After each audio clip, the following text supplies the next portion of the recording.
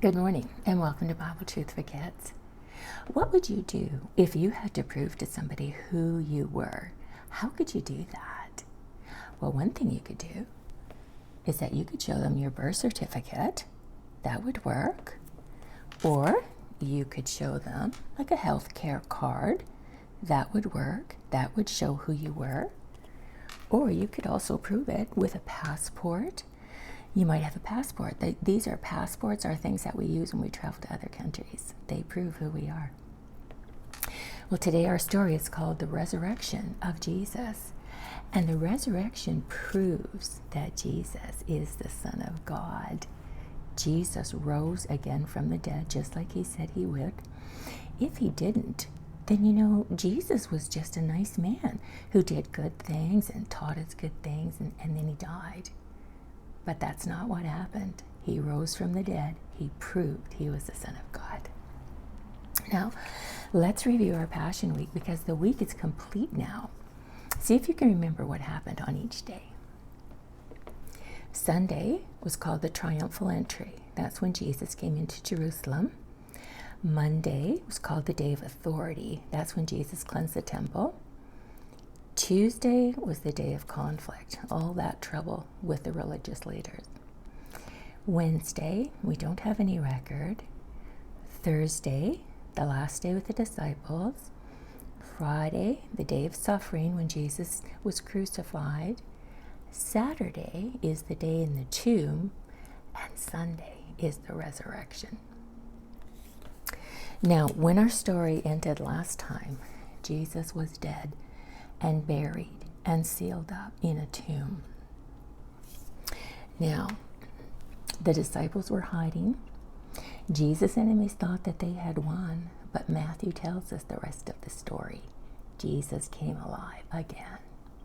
Now, very early on Sunday morning, some friends of Jesus, some women, they went to Jesus' tomb with spices to anoint his body. Now, they knew where the tomb was because they had watched the soldiers roll the stone in front of the tomb. And as they were walking along, they said to each other, who's going to roll that stone away for us? Because, it's so big, we're not going to be able to do it ourselves. But, just as they approached, there was an earthquake and the ground shook. And an angel came down from heaven and rolled the stone away. Now, the guards were so paralyzed with fear when that happened, they fell down to the ground like dead men. But the angel said to the women, I know who you're seeking. I know who you've come to see. You've come to find Jesus, but he's not here. He's risen. And then he invited them to come into the tomb and see where he had been. And so the women went in. And it was just exactly as the angel said. He was not there. The only thing there were the linen cloths that he had been wrapped in. It really was true. He had come alive again. Now the angel gave them an assignment. He said to them, go quickly and tell his disciples that Jesus has risen from the dead, just like he said he would, and that Jesus is going to go ahead of them and meet them in Galilee. So the women left. They ran. They were overwhelmed. They were astonished. They were full of fear and joy at the same time. How was it possible? Even though Jesus had said, I'm going to rise from the dead, they were still a bit amazed and couldn't believe that it had happened, but he wasn't there. Now, as they were running along, suddenly Jesus appeared to them. Can you see him here, just behind those leaves? Well, that would be spectacular, wouldn't it? If suddenly somebody that we knew came from the dead and suddenly appeared right in front of us. But Jesus said, do not be afraid, because the women were so astonished they just had fallen down at his feet. He said, just go quickly and tell my disciples that I am alive and that I'm going to meet them in Galilee. Women were the first ones to know that Jesus had risen from the dead. They were the first ones to see Jesus alive. That was a very special privilege. Now, the guards, when they came to, they were afraid. That was a disaster, that the stone had rolled away and the body was gone, and they didn't know what had happened to them. So they quickly went to the chief priests and they said, look, we don't know what happened. I mean, there was this earthquake, we got knocked out, we woke up, the stones rolled away, Jesus is not there, the body's gone. Well, those chief priests, they were desperate that nobody believed that Jesus rose from the dead. So they said, listen, we're going to bribe you. You know, a bribe is offering somebody a lot of money to do and say something that's not true. They said, listen, we are going to give you this money if you go and spread the news that what happened was that you fell asleep, and when you were asleep, the disciples came and rolled away the stone and stole Jesus' body. That's what we want you to say. Now, for soldiers, for something like this, if they fell asleep and, a body like that was stolen, they could be put to death. But the chief priest said, listen, we will assure you that if word of this gets to the Roman governor, we'll satisfy them. We'll make sure that you don't get into any trouble. Just take that money and do what we told you to do. And so the guards did. They took that money and they spread the lie that Jesus' body had been stolen from the disciples in the night. And many people believed that lie. The chief priests were determined that no one should believe Jesus actually rose from the dead.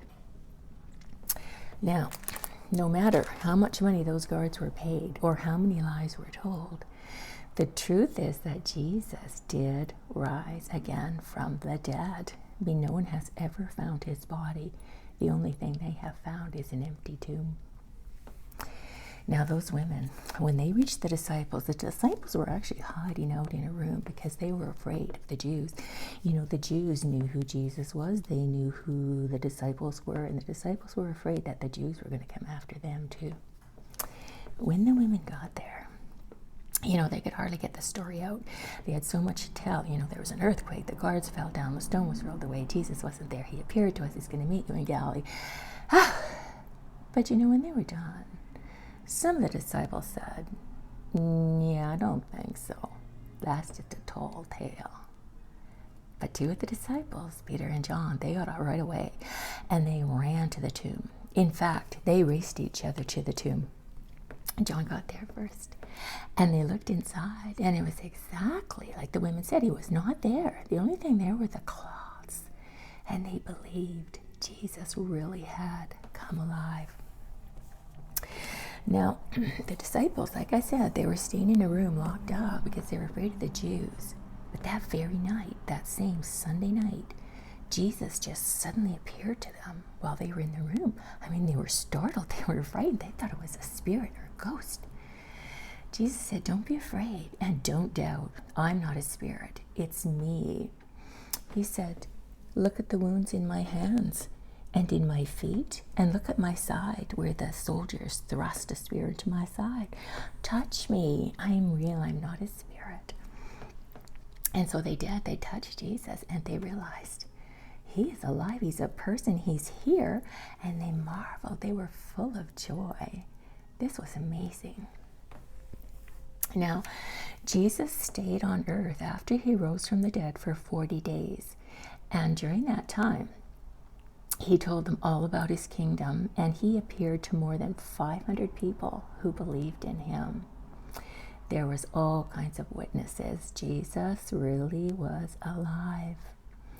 Now, a little bit later, Jesus took them out to a hill in Galilee, a mountain actually. He took them up the mountain and he said to them, I have an assignment for you. I'm going back to heaven, but I want you to go into all the world and tell everyone the good news. How I died, how I was resurrected, how there is forgiveness for sins. And you are to tell everyone about me. Teach them to follow me. Teach my commandments to them. And that's not just an assignment for the disciples, that's for us too. Jesus wants us to go and tell others about him and teach others about him. And then, Jesus blessed his disciples, and then the disciples watched, and Jesus just went up through the clouds, gone just like that. Now, some people wonder, why is Jesus' resurrection so special? Because, he wasn't the first one that rose from the dead. Other people came back from the dead, like Jairus' daughter. Do you remember that story? Jesus raised Jairus' daughter from the dead. And also Jesus had a very good friend called Lazarus who'd been dead for 4 days, and Jesus raised him from the dead. And there was others. And then what about all those people that came back from the dead during the crucifixion? So why is Jesus' resurrection special? Well, the answer is that all those other people that came back from the dead, they eventually died again a second time, but not Jesus. Jesus is the only person who has risen from the dead that never died again. When Jesus went back up to heaven, the disciples watched him. He didn't turn into a spirit and disappear. He went up into heaven as a person, and he's still in heaven as a person. And when he comes back again in the clouds, like he said he's going to, we will see the same Jesus that the disciples knew and loved. He's alive. And we will just know who he is. Now, when Jesus died, he paid for sin. He conquered death. That means that Jesus has power over death. Jesus said, I am the resurrection and the life. Whoever believes in me, even though he dies, he will live again. Because I live, you also will live. And this is the promise that he's made to us, eternal life. There is no promise in the Bible more wonderful than that. There is nobody who is more wonderful or precious than Jesus. All right, now this concludes our stories from the book of Matthew. Matthew is the first book in the New Testament, all about the life of Jesus. That's what we've been studying. And our next series is going to be from the Old Testament. This is the period of time before Jesus came to earth. And so our next series is going to be called The Kingdom Divided. God had a special people, Israel, but their kingdom split in two. So why did that happen? And did God care about that? So we're going to find out, we're going to learn all about their adventures that they had and how God looked after them and how he sent them many colorful and interesting prophets. That series is going to start in September. So I hope that you will join me in September for our new series, The Kingdom Divided. Bye for now.